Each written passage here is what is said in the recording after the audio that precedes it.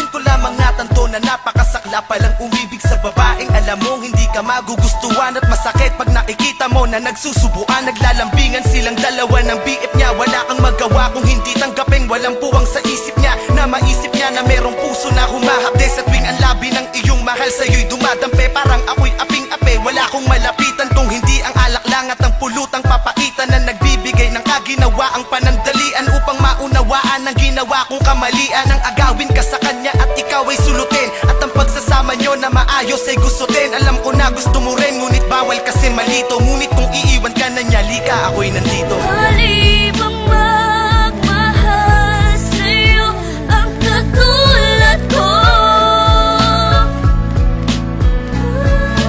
Kahit pa na alam ko may nagmamay-ari sa'yo.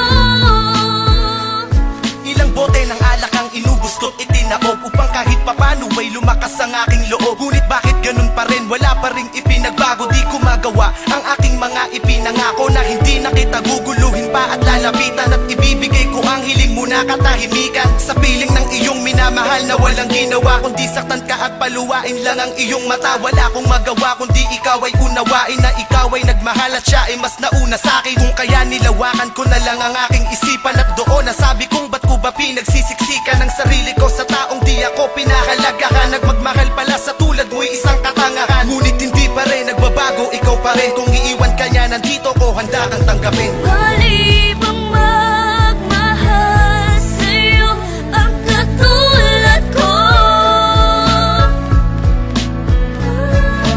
Kahit pa na alam ko may nagmamay-ari sa'yo.